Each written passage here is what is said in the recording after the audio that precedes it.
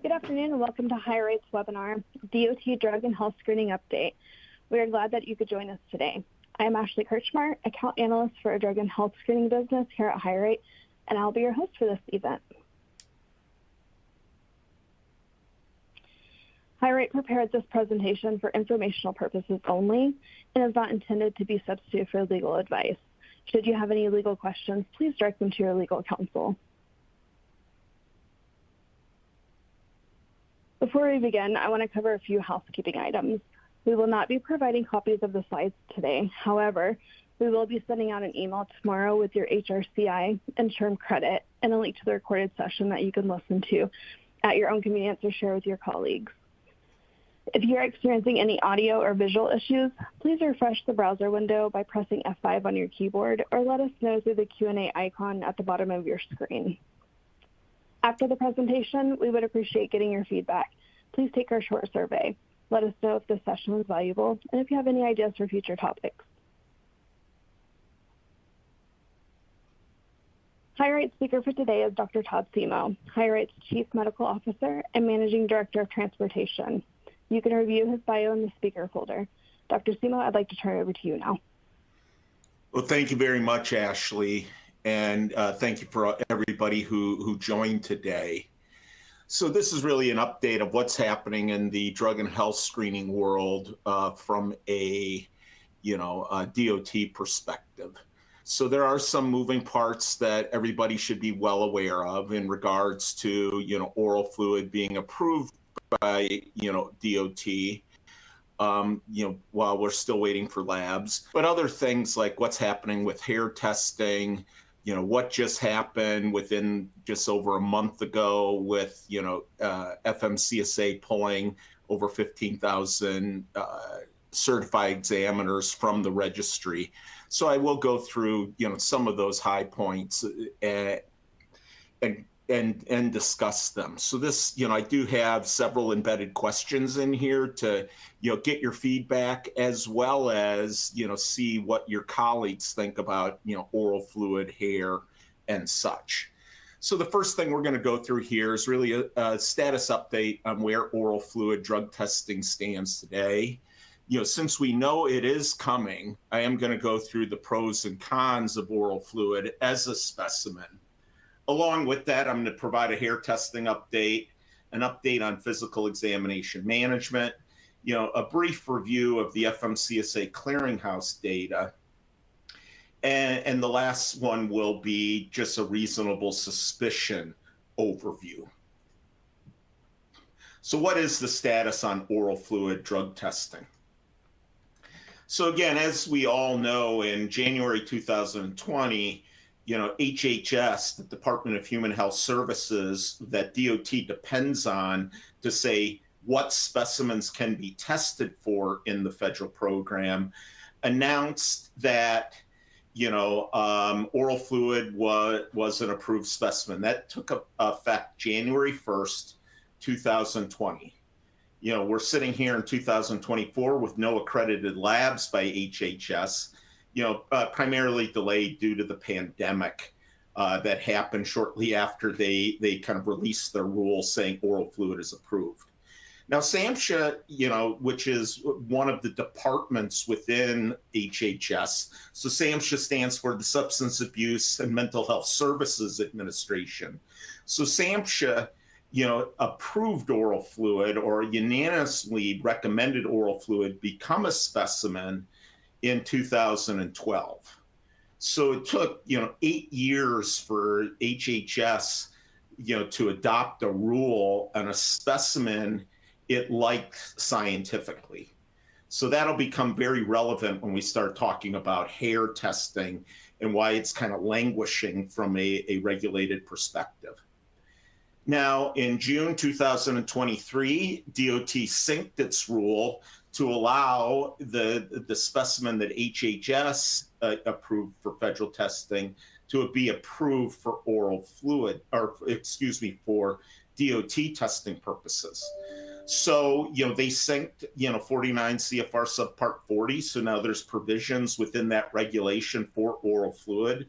So all of your service agents, whether it's collectors, laboratories, MROs, and so forth now all have oral fluid provisions within Part 40. So, but if you all of a sudden elect to begin an oral fluid program on your DOT drivers tomorrow, you can't. Because at this point in time, there are no labs or collection devices that have been approved by HHS, for, federal testing. So these certifications are all underway.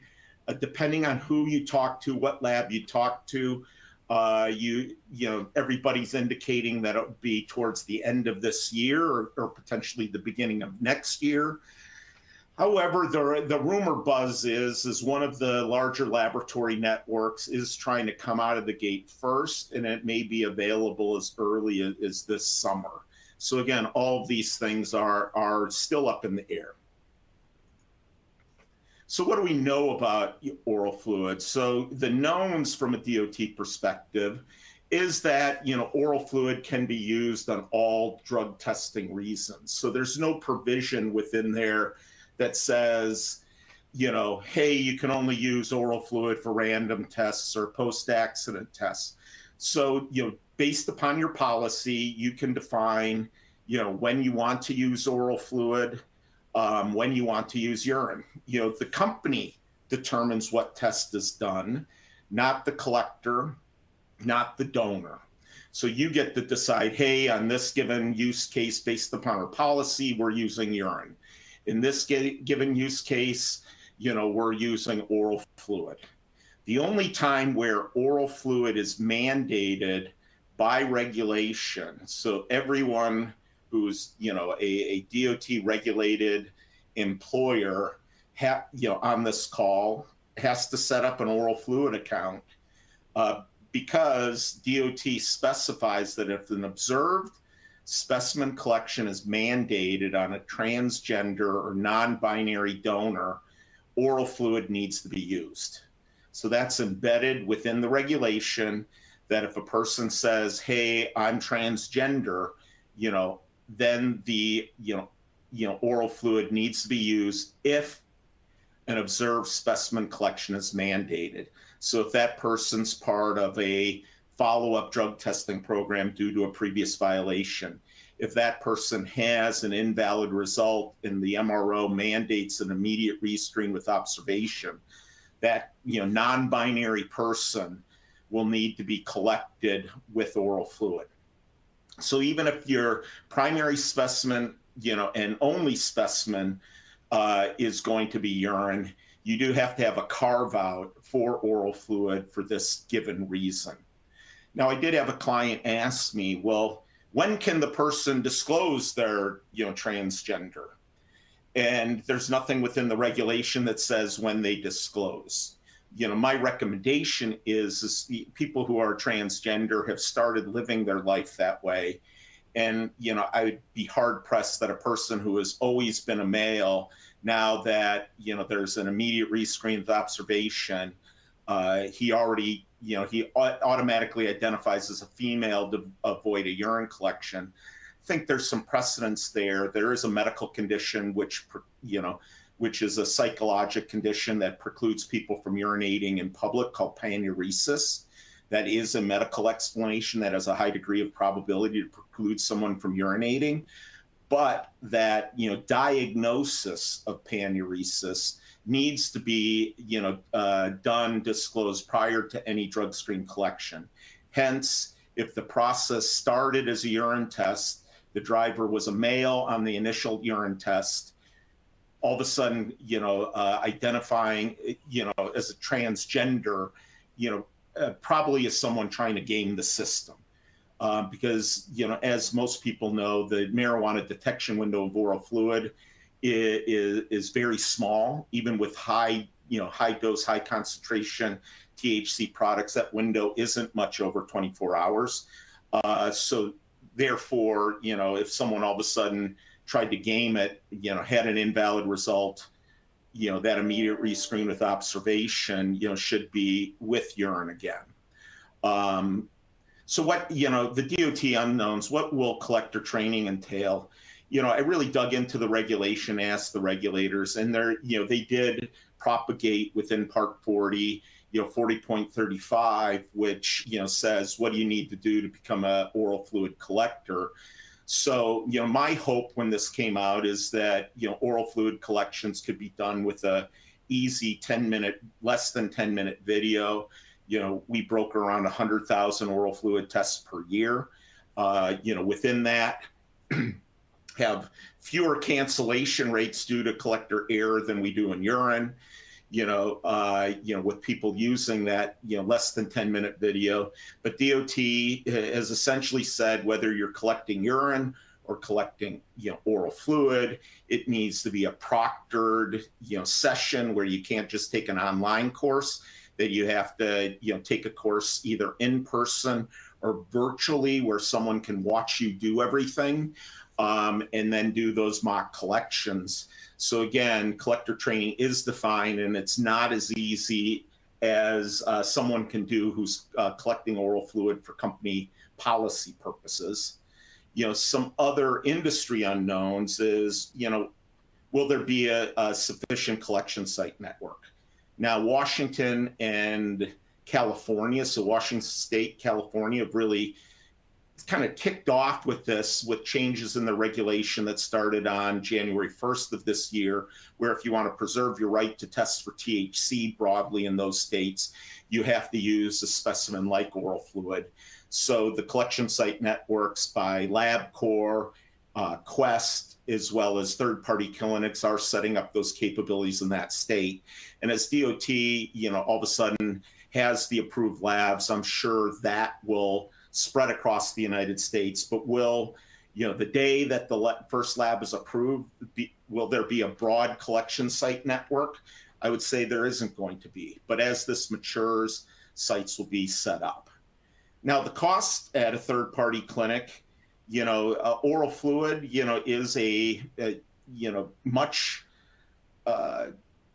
less problems with oral fluid collection. You're essentially watching someone brush their teeth, swab the inside of their mouth. Not a lot of moving parts. You don't have to wait for someone to have their bladder full enough to feel like they have to urinate. So the collection time has more guardrails on it than a urine collection. However, unlike the urine cup, which the labs, give clinics for free, there is a hard cost to the collection device, and the collection device has about an 18-month viability, so it expires in about 18 months. So many of those devices will have less than an 18-month expiration, and if oral fluid is collected in an expired device, that's a fatal flaw. So there's a hard cost of a medical supply that does expire. So I would anticipate that the clinics are going to charge extra for that oral fluid test. Further, the oral fluid test from a laboratory testing perspective is about 50% higher than a urine test. So again, it's a more costly test that has a collection device that expires. So if you're using third-party clinics, I would anticipate the expense of your program will go up. Now, since it's a 10-minute collection window and you're not worrying about whether the donor can urinate or not, it should be much faster, so to speak, throughput at the clinic. Therefore, you should be able to return people back to duty faster. So you may want to have that program, because getting that driver back on the road an hour sooner certainly pays for any of that additional clinic cost. And then, what's the your industry roadblocks? Many of you may have union concerns. So what are your unions going to think about this? Do you have to go to the collective bargaining table? Are you willing to train collectors now that it needs to be a proctored training session with mock collections?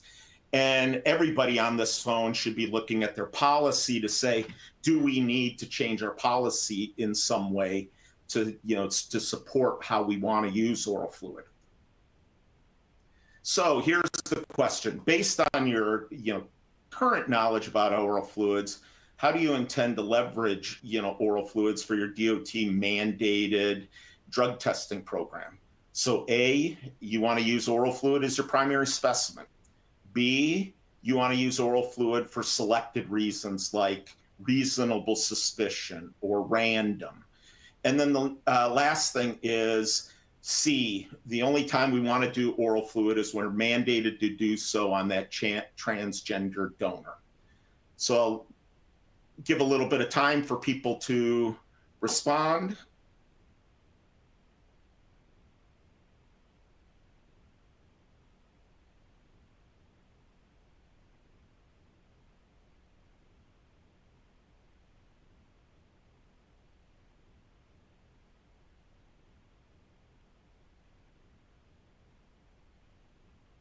So again, not everyone responded, and but once we, had, it looks like, 1 out of 5 are going to use it as a primary specimen.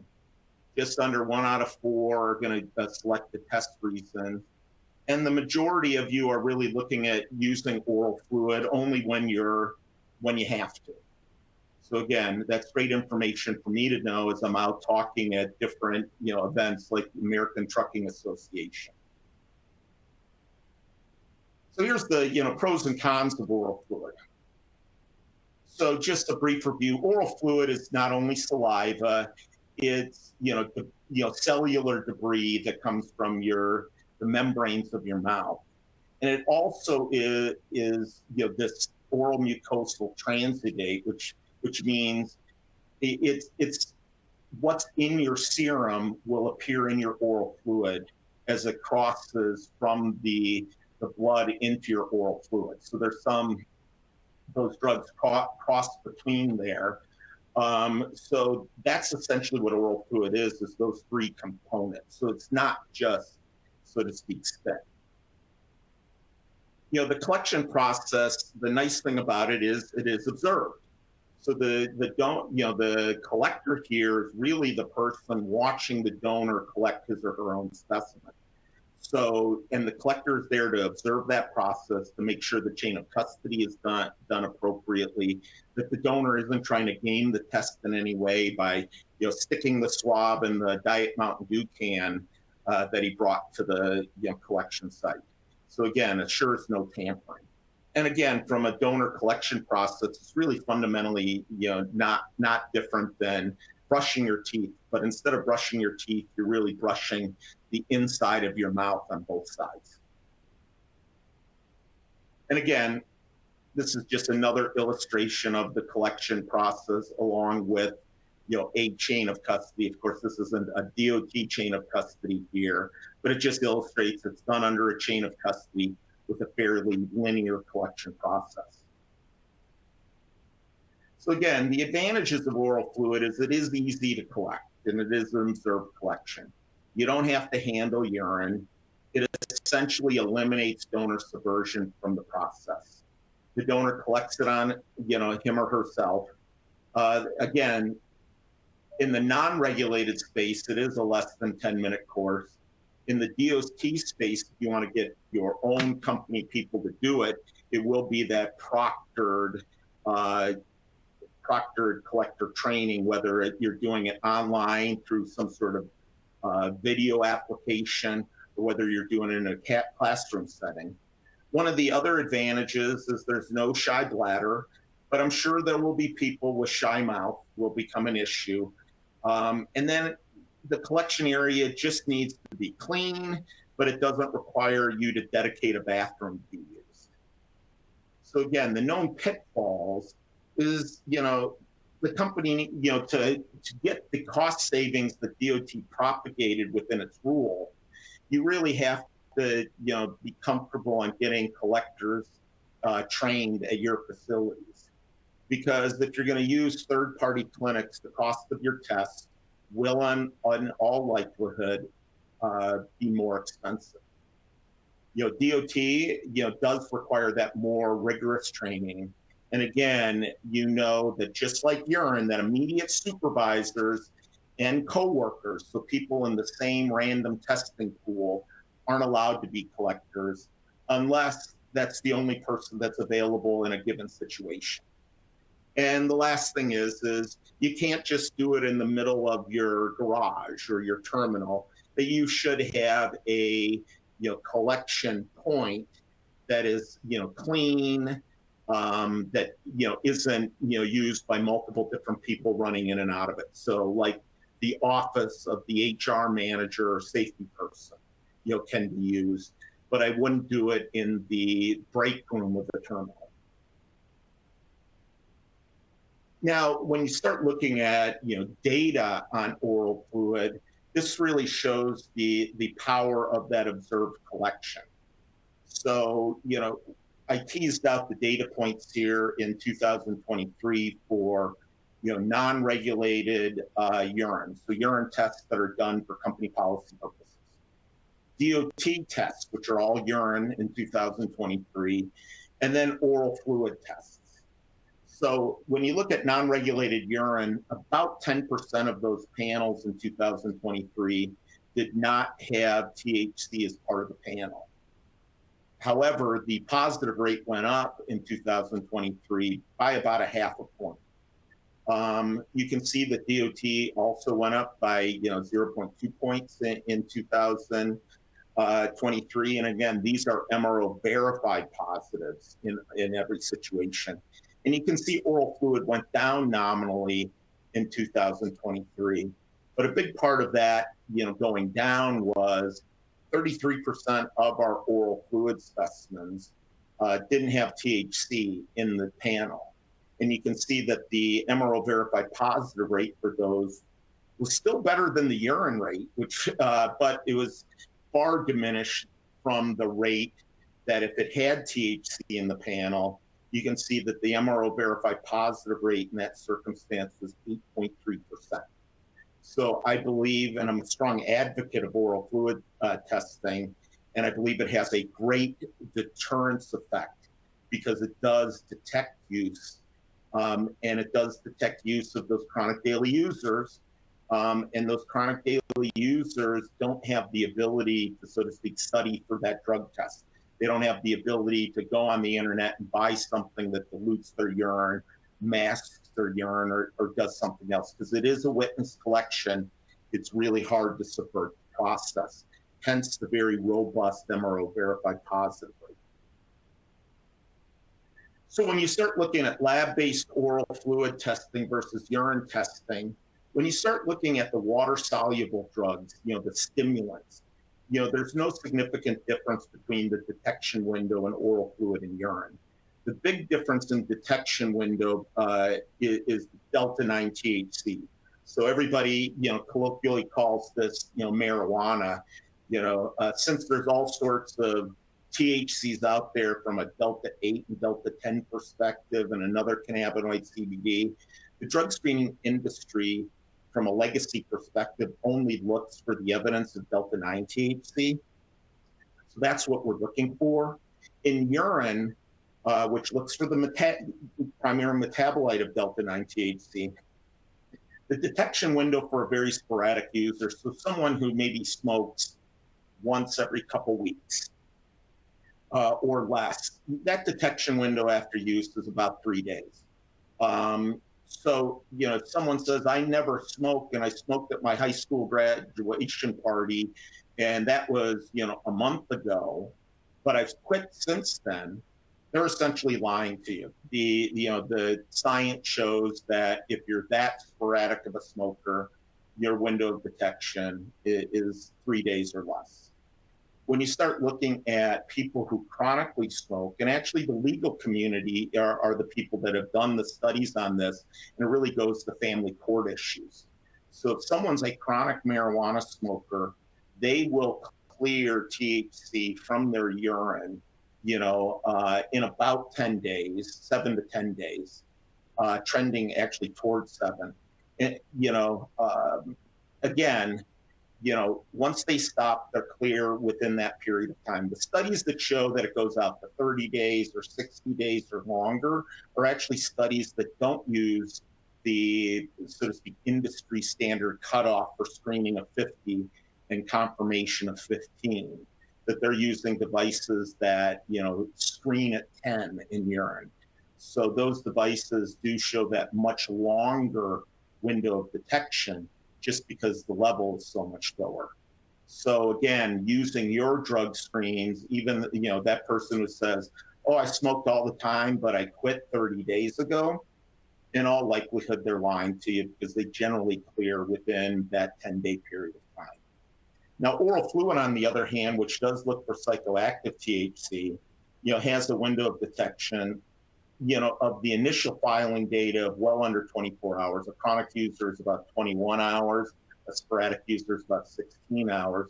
There's new data coming out of the forensic community that shows that window is a bit longer because when oral fluid was initially, so to speak, applied for its FDA approval for workplace testing, the THC products were certainly not as robust as they are today. They certainly didn't have the concentrations.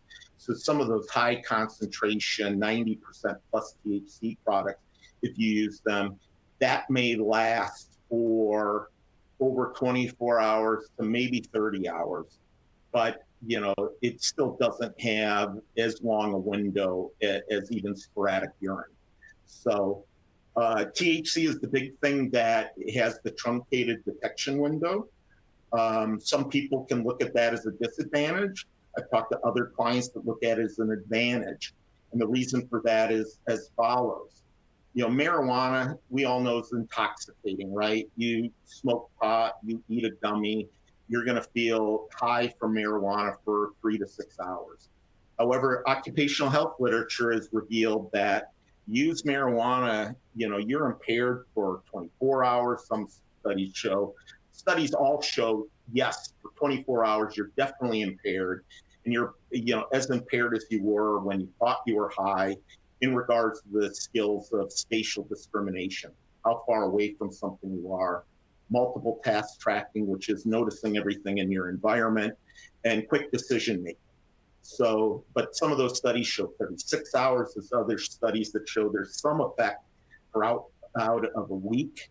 So again, marijuana is far different than alcohol from an impairment perspective, and lumping, alcohol and marijuana together, and talking about impairment is really disingenuous to both of them, both substances.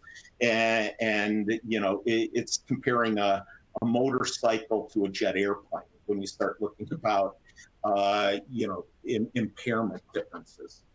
So again, that oral fluid test is giving you a test that really looks at something that you can make opine that there was some level of impairment due to the marijuana use at that time, even though no one has come out and said, well, based upon that level, you're definitely impaired with marijuana. And the reason for that is marijuana is not that kind of specimen. Cocaine is also not that kind of specimen. So there's, all of the traditionally illicit drugs, there's not that data that we have, like we have with alcohol. So, since I reviewed that, has your opinion changed regarding your potential use of oral fluid? So, A is yes, it has. B, maybe. C is no, we're still going to use our, do it the way we thought about before. So I'll give a brief period of time for people to come in with their answer here.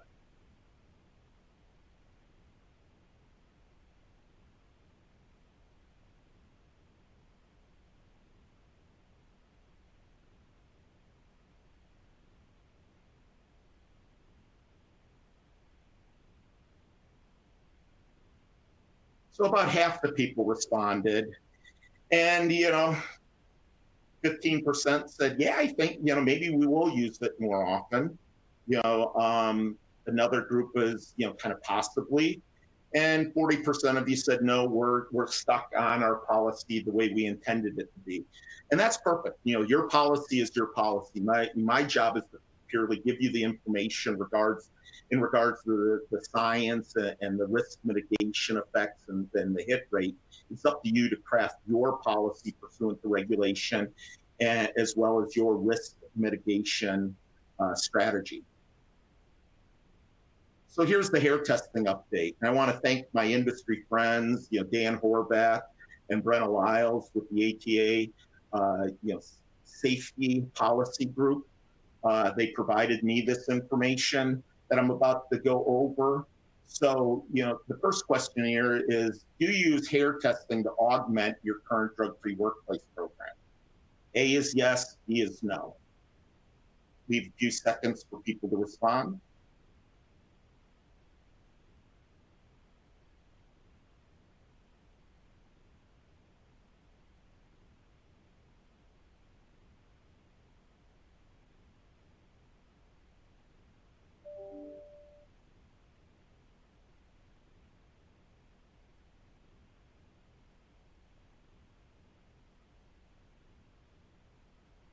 So the vast majority of you, less than 10% are using hair testing. More than 90% of you aren't using hair testing to augment your current drug-free workplace program. So from a regulatory perspective, President Obama, in his last term did sign the FAST Act, which was Fixing America's Surface Transportation. And within that act, it essentially propagate or told HHS to make a hair testing rule for hair for DOT purposes. HHS didn't do anything for 5 years. And I shouldn't say didn't do anything. They worked internally to create a rule and did publish that proposed rule in 2020. That proposed rule was essentially, yes, trucking companies, you can use hair testing. And if it's negative, great. It's negative and you can use it as a negative drug screen. However, if it's positive, you can't call it a violation. That if it is positive, you have to follow up with, either a urine or oral fluid test. So from a scientific perspective, that made essentially no sense. Hair has a window of detection depending upon length of anywhere from 30 to 90 days. And as we saw before, oral fluid has a detection window of maybe a couple days, less than a couple days, certainly for THC. And urine has a detection window, even with THC, of about a week. So, using a test with vastly different windows of detection just wasn't well received by the industry. The overwhelming response to that was, no, we don't like this rule. So they never moved forward with that rule. Now, December 2022, a group of large motor carriers called the Trucking Alliance, which the majority of those, if not all of those companies within the Trucking Alliance, use hair testing for either pre-employment. Some of you use it for pre-employment and random. Proposed that they wanted to, propose to FMCSA that they wanted to put their, so to speak, positive hair test into the clearinghouse. So they made that proposal to FMCSA. In January 2023, FMCSA came back with the answer everyone expected, which was no, hair isn't a federally regulated specimen. Therefore, that federally regulated specimen can't be put into the clearinghouse. Now, HHS has been working on a rule since 2020, and it's been being bounced back and forth from, the Department of Human Health Services to the Office of Management and Budget, OMB. Right now, the rule is sitting with OMB before being published. So there will be a notice of proposed rulemaking coming out. That was expected to come out sometime last year. Last summer, then last fall, then this, so to speak, first quarter. And again, we're still waiting on OMB to push that rule out. We really don't know what is within that rule. Is it just a rehash of what they put out in 2020, or is it substantially different? No one was able to give me any, insight of what that looks like. And again, I'd like to thank my friends at ATA for providing me the detail on this information from 2023. So this is really why the trucking industry really desires hair. So it has a long detection window, robust laboratory positive rate, identifies lifestyle illicit drug use, and it's difficult to tamper with. And here's J.B. Hunt's data. So J.B. Hunt, one of the earlier adopters of hair testing in this arena, and you can see that they started, in 2005 with a hair testing program. You can see that their post-accident positive rate was never tremendously high, but it was still in the 3 to 4% range. When they started hair testing, and the more and more hair tests they did, their post-accident positive rate, MRO verified positive rate, went to 0.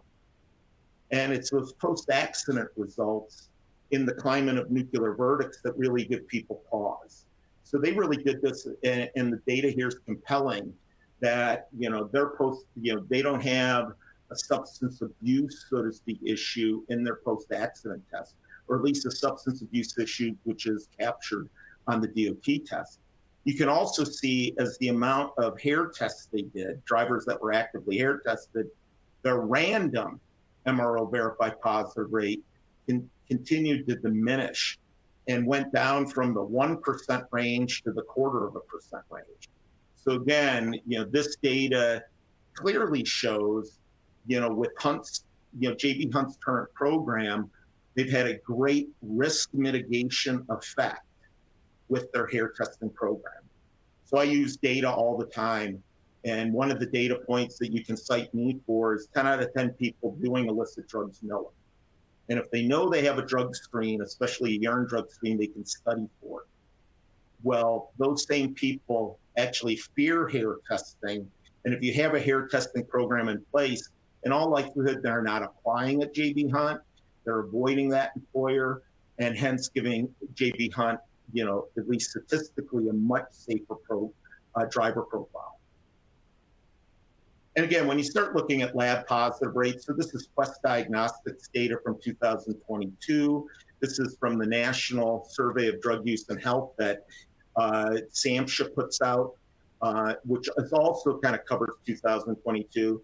You can see that, nearly 16% of people in the age range of over 26, so in their kind of prime working years, identified that they used an illicit drug within the last month. And that did include marijuana. HHS still, and SAMHSA still consider marijuana an illegal drug. And you can see that the positive rates here, the hair is the one that most closely mimics it. However, when you go back from a legacy perspective, you can see that oral fluid tracked very, very well the hair all the way up until 2021, and then certainly 2022. And what Quest Diagnostics, who's the publisher of this data, saw that in 2021, so post-pandemic, many of their oral fluid clients stopped testing for THC. And when they stopped testing for THC, the lab positive rate went down markedly. And I believe in 2022, over 40% of their oral fluid tests that they didn't have THC in the panel, hence why the lab positive rate was so small. So here's my recommendation for hair testing. So when I'm out reviewing data with clients, I make recommendations for hair testing in a couple different reasons. So the first recommendation is if your pre-employment positive rate isn't more than double of your current employee positive rate, you should consider hair testing. Now, this is real client data. This is a transit client quarterly data. So again, a large transit client. And then you can see that this is what you want to see. You don't want to, most companies out there don't want to see a 5% positive rate. Transit typically has a higher positive rate when I look at programs, but their pre-employment rate is more than double their current employee rate. So therefore, they're having a good risk mitigation effect with their pre-employment screens. So therefore, yes, they could certainly move forward with hair to try to truncate this number and truncate the current employee number. But this isn't one that, I necessarily say that you really need to consider hair testing here. However, in comparison, if your current employee rate if a bunch of those, are showing positive post-accident tests, those post-accident tests, and this is a motor carrier data, those post-accident tests are the ones that you have the greatest exposure in from a plaintiff attorney. And having that driver positive for delta-9 THC, cocaine, or any other substance will give your attorneys an angst and increase your exposure. And in this rate, you even see that the current employee rate isn't half of that of the pre-employment rate. This is certainly a company that I am recommending hair testing. Even though their pre-employment rate is low, sitting at well sub 1%, they're still not getting as much risk mitigation from that pre-employment test. Drivers are studying for the test, and again, about 30% of their of their current employee tests that were MRO verified positive were post-accident. So again, this is a profile that I would recommend hair testing. So physical examination management. So in brief here, FMCSA removed over 15,000 examiners at the end of February based upon those examiners not logging in through a DOT-approved secure web portal into the examiner, where they document the examiner. I saw John Driver, he's approved for a 2-year card with glasses. So those examiners didn't do it. FMCSA indicated they reached out to those examiners by email, by telephone in some cases, and since they didn't respond, they removed them. HireRight, in response to this, has generated a team that is contacting those collection sites to assure that examiners are in the registry. Now that is a daunting task, because the reason they were removed from the registry is they didn't respond to the government. So us reaching out to them, they may not respond to us. But one of the mechanisms we are using is, if a person, a HireRight client, goes to one of those examiners who has been removed from the registry, we don't charge you for that exam, nor do we pay the clinic or that examiner for the exam. And withholding payment typically gives people who want to continue doing this impetus to go ahead and log on and get back their certified status. So just brief, who needs a FMCSA exam? If you're driving a vehicle over 26,000 pounds, if you're driving any amount of placarded hazmat, or if you're designated to drive a transport vehicle of 16 or more people for compensation, you have a CDL, you need this type of exam. However, there's a big group of people that need this exam, and I've dealt with clients that weren't aware of this.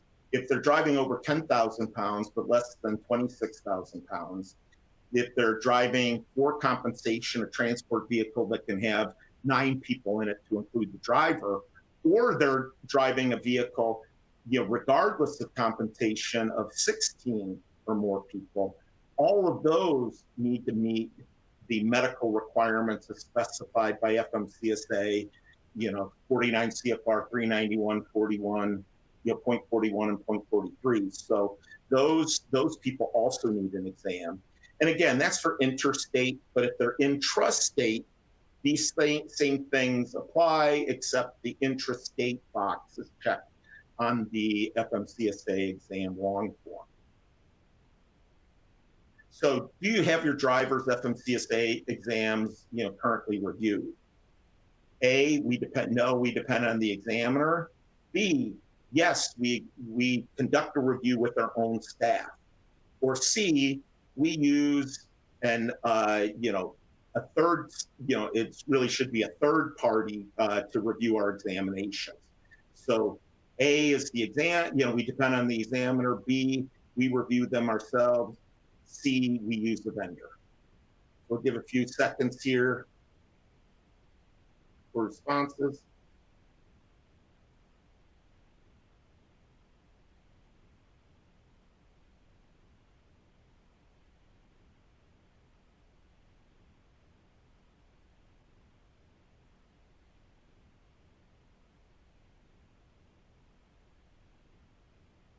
we're sitting at, about 30%. So it looks like, a good part of you are, depending upon the examiner. So, but there's, a next, kind of chunk of people who are doing some exams themselves. And about 1 out of 5 of you are actually using a third party to review those examinations. Well, why is examination review important?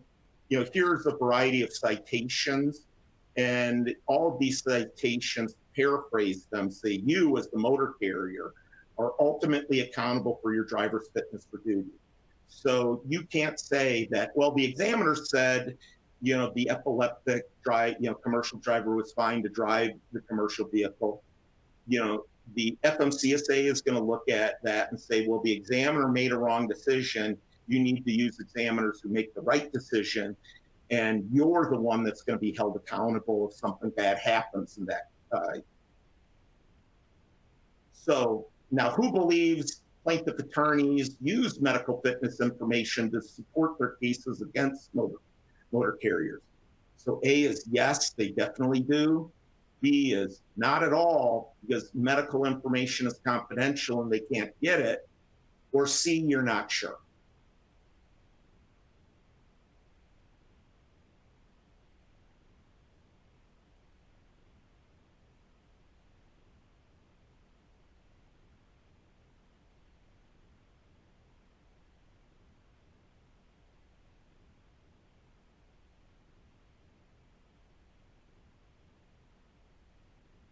So again, the majority of you were exactly right, that yes, they definitely do. The 4% that say no, they can't get the information, well, they can actually get it. It's a discoverable information. They can subpoena a clinic to get a copy of the long form, and therefore they do have access to it. And again, not sure is always a good answer. So again, yes, they can definitely get it, and the majority of you knew that. So, this is just some clip and paste out of, when I search commercial vehicle accident lawyers, 45 million results. And again, these are just two of the web page images here. And plaintiff attorneys are looking at that, and to paraphrase what they're saying is motor carriers due to driver shortage are hiring drivers that are medically unfit, and they're putting people at risk. So they definitely are looking at those long forms and trying to decide, did that driver meet the minimum medical criteria as defined by FMCSA, both in regulation and guidance. And they're using that information if they don't meet that, to support their case. And here's some real world cases. So the first case, and third case, there was an undisclosed amount of money that was settled on. But the first case was a commercial driver that early in his life lost his leg due to a farm accident, had a prosthetic leg, and nothing was said on his DOT long form that he had a prosthetic leg. And if you have a prosthetic leg, there's a specific waiver process as defined by regulation that you have to go through. Well, this driver never went through it. Got in an accident, hurt people. The trucking company settled for an undisclosed amount. The second one is actually a published case where there is a settlement here. And in the realm of nuclear verdicts, it's actually, very, very small compared to some, so to speak, jury awards that we see. But this is a, driver who, crashed his, tractor trailer into, a car, killing 4 women in, Missouri. This was caused by a diabetic incident. And the, driver had an altered state of consciousness. And his employer agreed to pay an $18 million settlement. And there was actually a secondary settlement of almost the same amount to another driver that was killed in another car. So again, this, costs this company a substantial amount of money. And then the last is, a Mr. Lewis versus the city of Shreveport. So Mr. Lewis was in jail. He was being transported by a city bus driver to another facility. And that driver had failed previous exams. That driver on his current exam had, documented evidence of uncontrolled diabetes. And the court found incident because the driver of that vehicle lost consciousness, flipped the vehicle, and Mr. Lewis was hurt. And the court found evidence that the motor carrier had foreseeable knowledge that their driver could have have such an incident, and thus creating proximate cause. The motor carrier should have known, and the motor carrier should have taken action to take that driver out of service. So again, these are some real world cases which had big awards to people. And again, one had a tragedy for a family, based upon a driver who shouldn't have been medically certified driving, and that driver had a medical card that an examiner signed off on. So again, here, we review examinations for our clients. This is actually a quarter of one of our larger motor carriers, where about 850 of their 4,300 exams had some sort of compliance issue. So we're seeing more and more compliance issues now, after 10 years of the certified examiner than we saw before. Now, some of these are paperwork issues, not filling out the form right, but we still have, clinics giving, people with seizure disorder a card, or people with evidence of uncontrolled diabetes a card. And that just isn't, compliant with the FMCSA guidance, because most of most of the issues happen in regards to them not following the guidance that FMCSA has so to speak, propagated. Now, of that, there were 30 of these, exams that when we reviewed them, what we try to do is get information from the treating physician that will substantiate the driver could get a card. So if that driver got in an accident, we could defend that driver's medical status with a jury, saying there were issues, but he or she, met the minimum medical criteria as defined by FMCSA guidance. However, there were 30 cases where we didn't. So, and these 30 cases that are like the 30 cases of Mr. Albright in the slide before, which caused the motor carrier the greatest exposure. So again, I really look at a best practice, and the majority of you are doing it either through a third party or doing it yourself. So, but the ones that aren't doing it, I do recommend that you do set it up internally or set it up with a vendor that someone is reviewing your long forms to assure that they meet the minimum medical criteria as defined by FMCSA. It's a great risk mitigation tool. So clearinghouse data, and I know we're getting way close to the end, and I do apologize. It basically shows that there's still, of the 227,000 drivers that have at least one violation, the vast majority of them, or the majority of them, still are in a prohibited status. And of that, there's 121,000 drivers that have not even begun the return to duty process. So here's the question: is your company willing to hire a driver who has, successfully completed the substance abuse professional process? A is no, B is maybe, C is yes.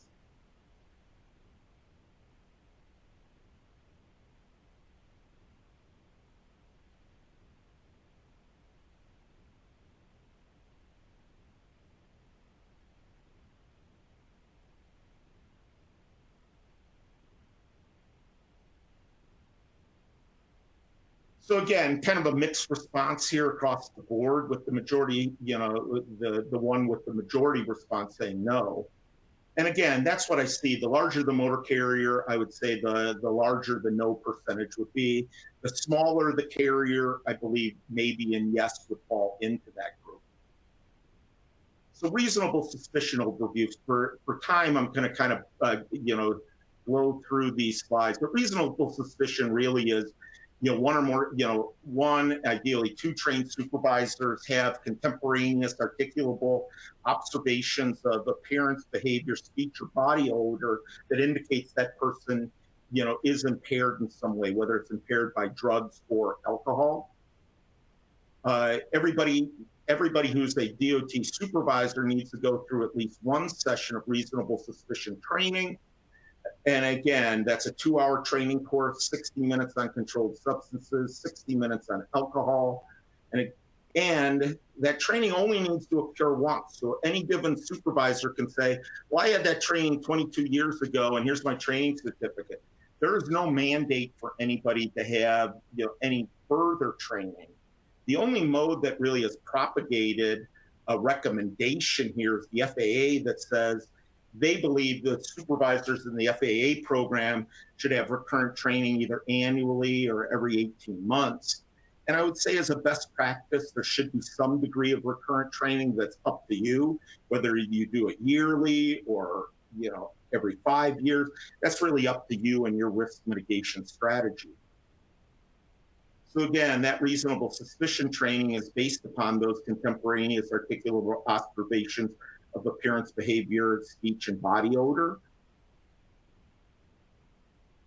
And again, you want to make a written record of those things. You want to have that written record done before the testing, so to speak, any results are back. Ideally, you want to have 2 supervisors that are trained to do it. However, 1 supervisor can be used if you only have 1 supervisor that's trained in any given location.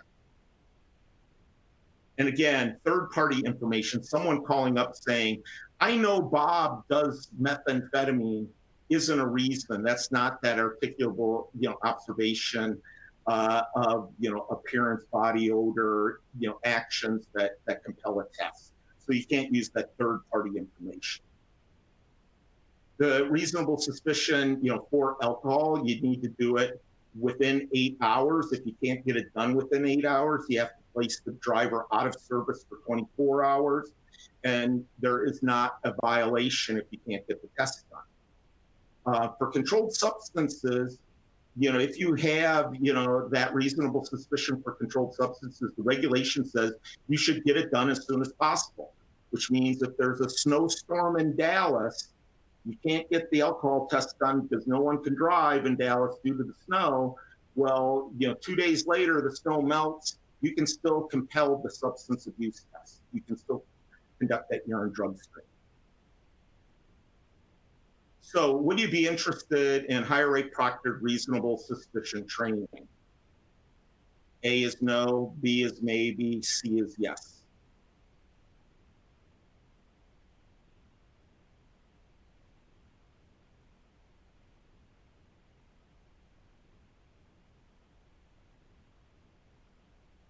I think we're at time, so we may have lost some people.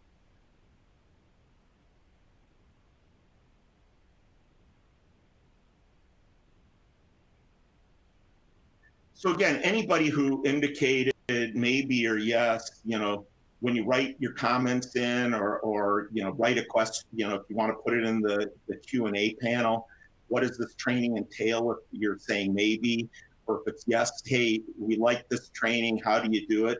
Just put that in the Q&A, so to speak, widget, and I'll be happy to send my response to you, because we have done this type of training for some clients. I've done it at industry events, so there's a variety of ways that I can support your program in that way. So I know we're right at time, so actually I don't think we'll have any time for questions. But if you want to do your, kind of wrap up, that would be great. Yes, thank you, Dr. Simo. Thank you for everyone attending today's webinar. We will be sending out an email tomorrow with your HRCI and SHRM credits. Please don't forget to take our short survey. We are glad you joined us today. Have a wonderful day, everyone.